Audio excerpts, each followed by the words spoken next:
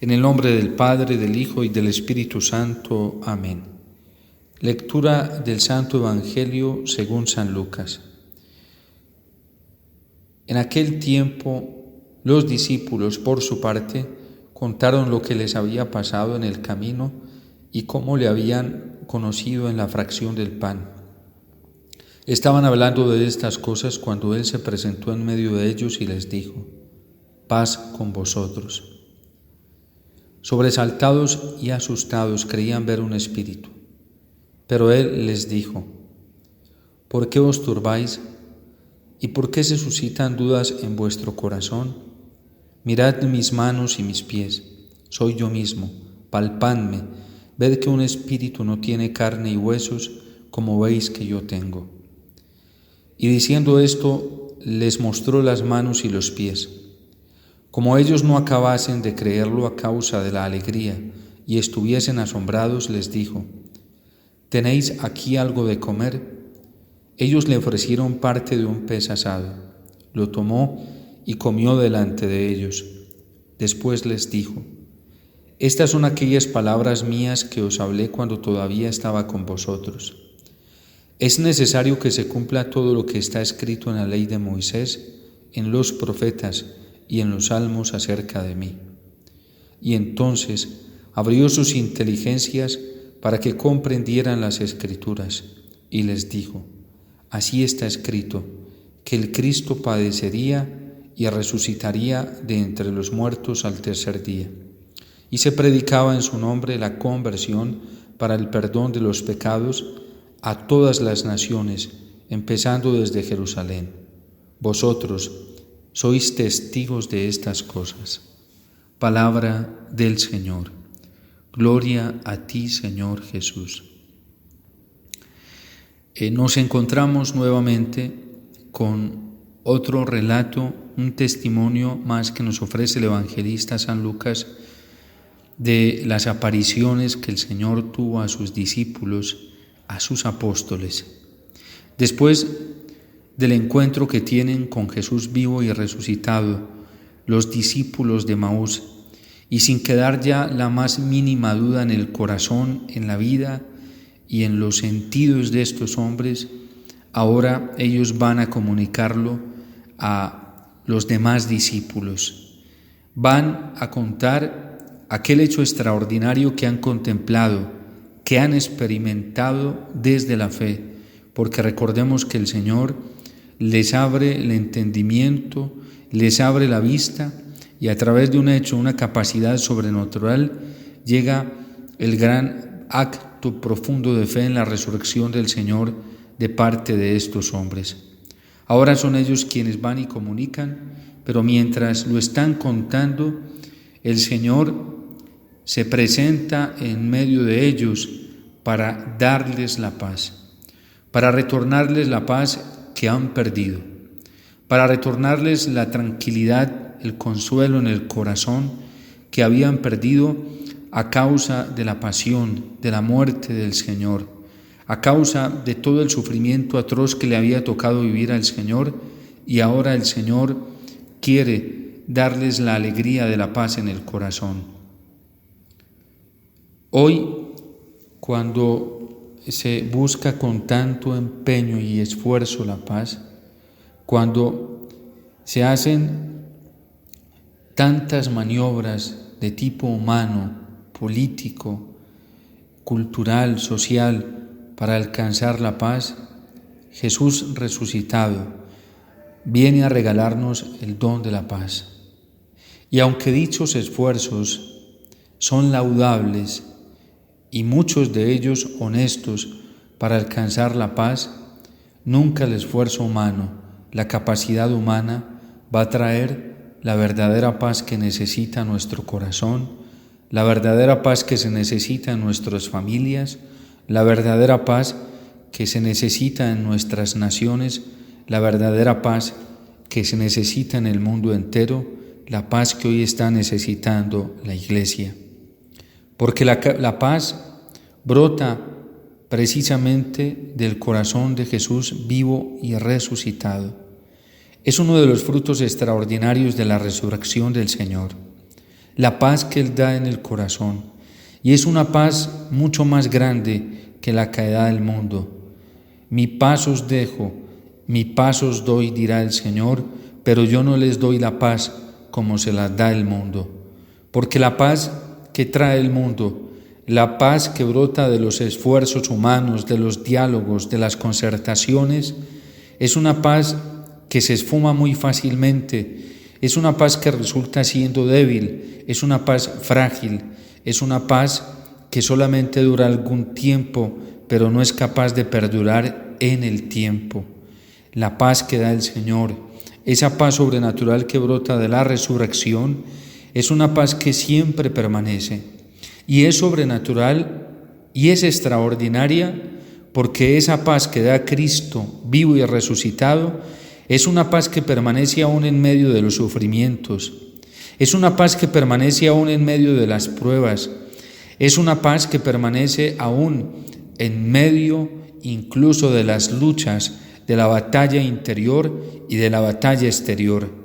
La paz que da el Señor es una paz tan extraordinaria que permanece en las más grandes tentaciones de la vida, porque esa paz es la que mantiene de manera estable el corazón humano.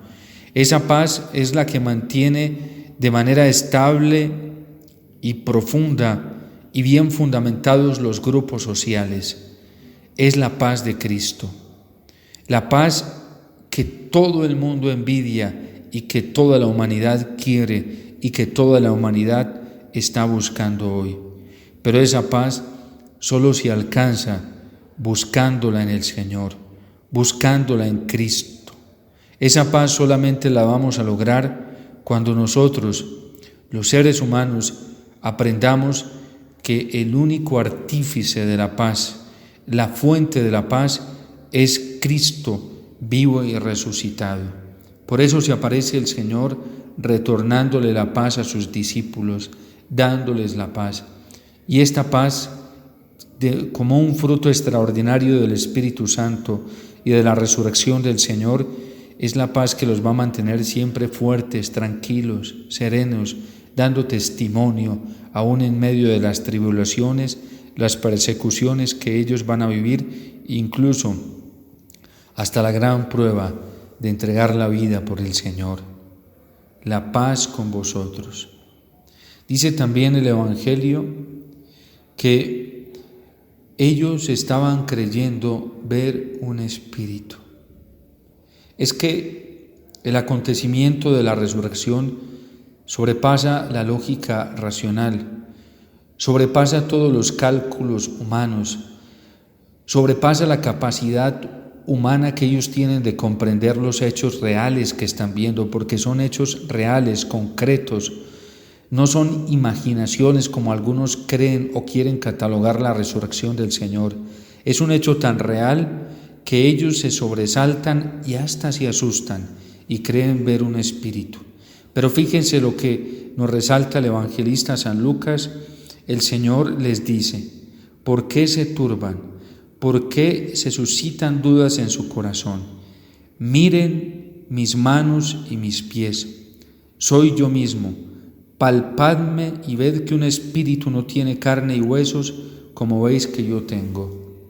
Hoy, cuando en algunos ambientes aún dentro de la iglesia, algunos teólogos, aún sacerdotes y pastores, niegan este acontecimiento real de la resurrección.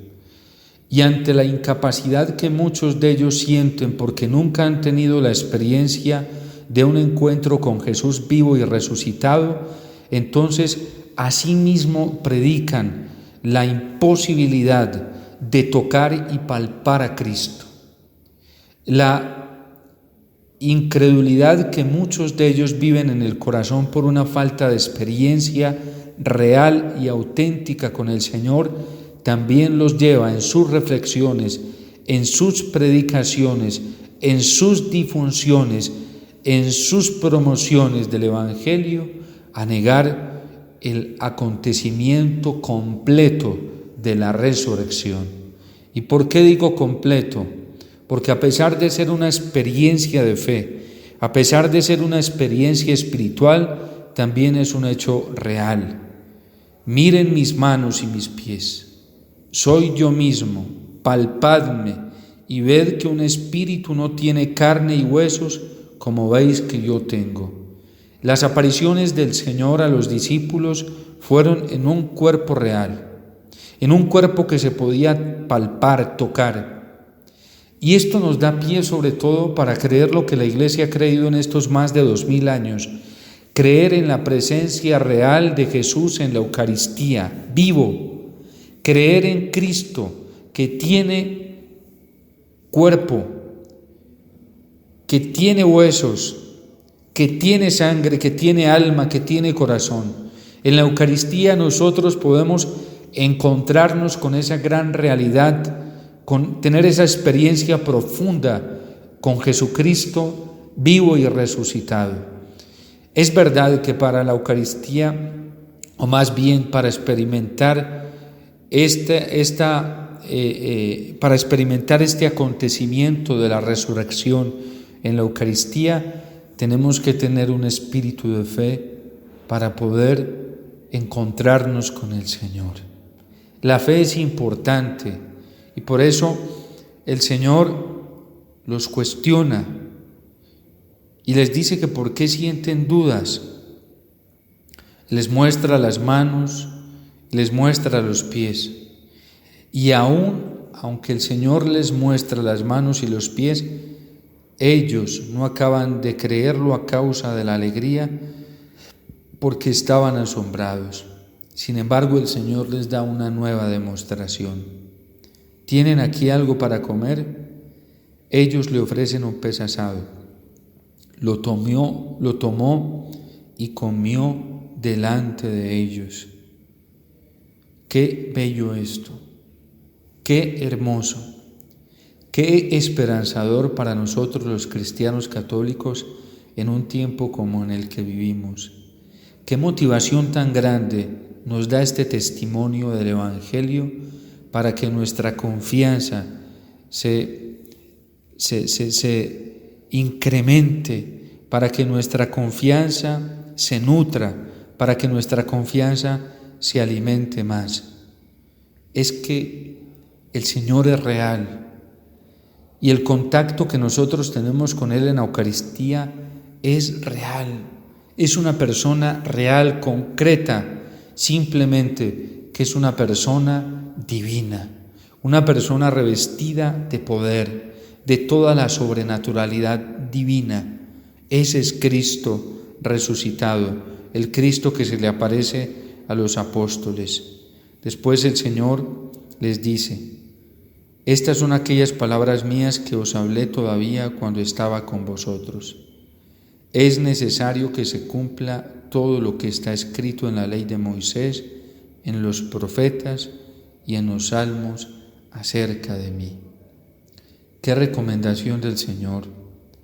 En un tiempo de tanta confusión, en donde nosotros andamos buscando en tantos lados la verdad, en donde mantenemos nuestros oídos atentos para escuchar a cualquiera que venga de parte de Dios, a ver quién nos trae una información más completa, a ver quién nos trae una noticia más fresca, a ver quién nos da una revelación más inmediata y más particular. Cuando hoy buscamos en tantos lugares, en tantas personas, en tantos libros, en tantos escritos, el Señor viene a darnos un testimonio y una garantía mucho mayor que lo que podemos encontrar allí. ¿En dónde encontramos la verdad? La encontramos en la Biblia, la encontramos en la palabra del Señor, porque todo lo que está escrito allí se ha cumplido y se va a cumplir. Todo lo que allí está escrito y decretado se realizará. Y por eso les dice el Señor: es necesario que se cumpla todo lo que está escrito en la ley de Moisés, en los profetas y en los salmos acerca de mí.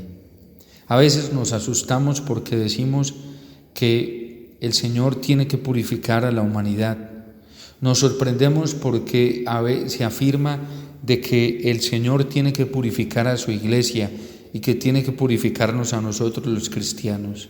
Eso es necesario que se cumpla y se va a cumplir porque ya está decretado. El siervo no es mayor que su amo. El discípulo no es mayor que su maestro. Y nos dice el Señor en su palabra que si eso han hecho con el Señor y con el Maestro, pues también a nosotros nos pasará lo mismo, porque así han tratado al leño verde o a la rama verde, que no harán con el leño seco. Pero simplemente que a nosotros nos queda la gran garantía y el testimonio de la resurrección. Si somos fieles en los momentos de prueba, en los momentos de pasión, ya Cristo nos está garantizando el fruto con su resurrección y nos está garantizando cuál va a ser el galardón, la corona, el premio que recibiremos si permanecemos fieles a la palabra del Señor, a lo que está escrito. Porque así está escrito que el Cristo padecería y resucitaría de entre los muertos al tercer día. Y esto es lo que hay que predicar en el nombre del Señor, para llamar a la gente a la conversión, para el perdón de sus pecados a todas las naciones, empezando desde Jerusalén. Este es un mandato de la resurrección, un mandato de Jesús vivo y resucitado. Es necesario que se predique la conversión al mundo entero para el perdón de los pecados. Por eso los cristianos, por eso los discípulos del Señor, los ministros, los que tenemos el encargo del Evangelio, no podemos renunciar al llamado de la conversión.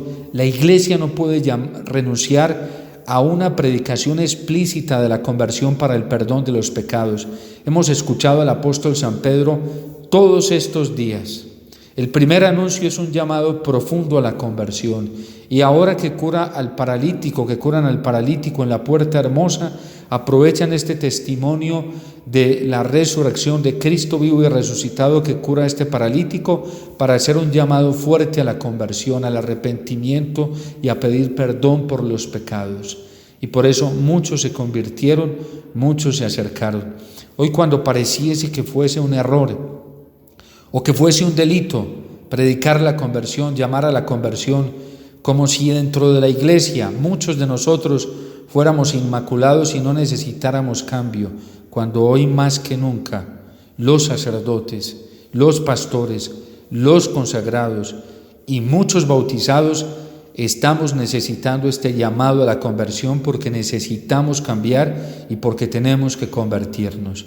Antes se oraba mucho por la santidad de los sacerdotes, pero hoy ya no solo hay que orar por la santidad, la santificación de los sacerdotes, hoy hay que orar de manera urgente por la conversión de nosotros los sacerdotes, de los religiosos, de las religiosas y de los bautizados, pero especialmente de los consagrados, religiosos, religiosas y sacerdotes. Pues volvamos a este texto del Evangelio que es tan profundo, tan hermoso, que nos llena de tanta esperanza, confianza y de tanta luz, y no renunciemos al mandato que Jesús vivo y resucitado hace de predicar la conversión a todas las naciones, empezando por Jerusalén. ¿Qué Jerusalén? El Concilio Vaticano II llama a la Iglesia la Nueva Jerusalén. En la palabra del Señor, en el libro del Apocalipsis, Cristo reconoce a su esposa como la Nueva Jerusalén, y esa esposa es la Iglesia. Pues hay que hablar de la conversión dentro de la Iglesia, así a muchos nos incomode, nos fastidie ese llamado. Que el Señor y la Virgen los acompañen.